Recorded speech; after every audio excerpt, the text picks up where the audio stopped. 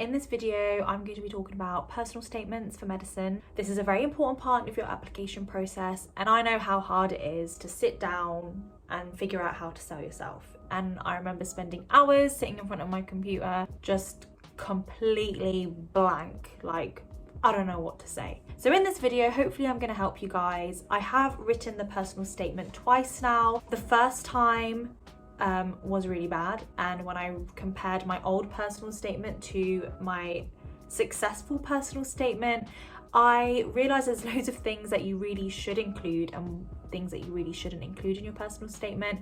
So that is hopefully what I'm going to be sharing with you guys today. And that's really the main reason why I made this channel, because I made so many mistakes when I first applied to medicine, and I just really want to help out any aspiring medical students to get on that right path and do it the right way. So the general structure of a personal statement is that you've got your introduction, then you've got your main body, and then you've got your conclusion. The introduction usually includes the reason why you want to apply to medicine. Then in your main body, you're sort of talking about your experiences, like your work experience, the shadowing that you've done and what you've learned from that. And then in your conclusion, you're sort of talking about your hobbies, so they know that you're a well-rounded person and you know how to balance your time. That's the general structure. You don't have to follow that structure, but that is what I did, and it does kind of make it a bit more easier when you're writing your personal statement to have this sort of structure. Now, when it comes to writing why you want to do medicine,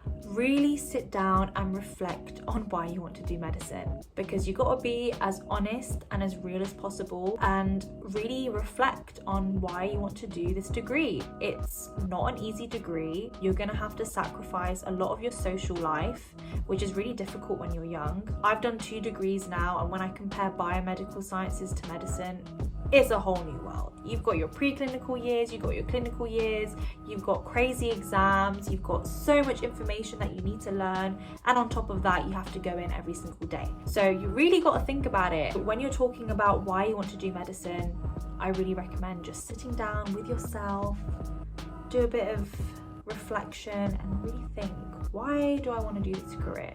And then write about it. That's all I'm going to say about that part of the personal statement, because there's nothing much that I can really advise on it. It's all down to you and why you want to do medicine. Now, what you really shouldn't be writing and giving is cliche answers. What do I mean by cliche answers? What I mean is, when you're answering the question why you want to do medicine, and you start talking about a personal experience that happened to you and that's what led you to apply to medicine, sometimes that can just come across as very cliche. And actually, even though it is true to you, and it could be that that experience is what opened the door for you to want to apply to medicine, you really shouldn't be talking about the experience in too much detail.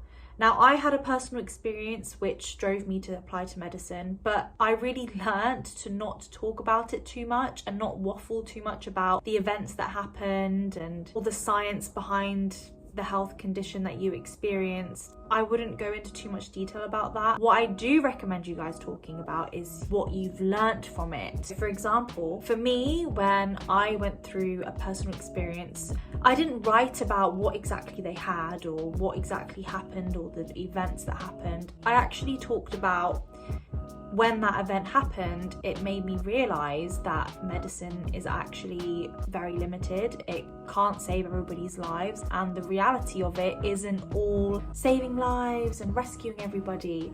The reality of medicine is actually a lot more challenging than that. It just made me realise how medicine isn't as developed as we all think it is, and there is no magic pill that can save and rescue everyone. And I just talked about the realities of medicine a lot more in my personal statement. So really, really reflect on your experience and talk about what you learnt from it, not about the experience itself. So I've gone on about how important it is to reflect, and you should be doing this also with your work experiences. Now, the next part that you really should not waffle and exaggerate too much is your grades or your amazing academic achievements or waffling about science in the personal statement.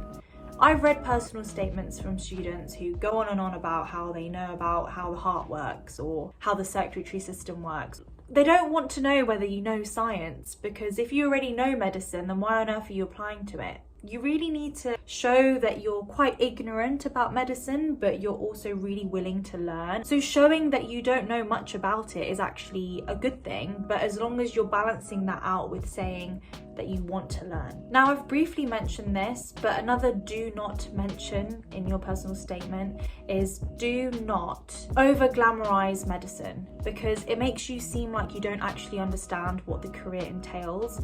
Yes, saving lives is amazing and it is part of the career and it's a really rewarding part of it. But a lot of patients, when you do save their lives, they're going to be challenged with what happened to them for the rest of their life. Medicine isn't just about saving lives, it's changing people's lives. It can be positive and it can also be negative. So I do really recommend you guys not to be unrealistic in your personal statement. So I do really recommend you guys reflecting on your experiences and talking about how medicine can impact patients' lives. Now, another really important part of medicine is being able to be very flexible and well organized. So demonstrating that in your personal statement is also really important. That's why people talk about hobbies in their personal statement, because it makes them seem like they are able to balance out their life quite effectively, and that's really what you need to do throughout your medical career. So talk about your hobbies if you do have any, and if you don't have any, take some up. Now, my last and final tip is really get somebody to read your personal statement, because they will be picking up on things that you wouldn't have realized. So I do really recommend you guys signing up to companies that offer that service where they can read your personal statement for you. I've already mentioned this company in a previous video. It's called The Medic Company. They do brilliant work and I really hope to work with them one day so I can also help you guys out with your personal statements. And yeah, I hope that was great help. Whoever's applying this year, I do wish you guys the best of luck. I'm sure you're gonna make it through.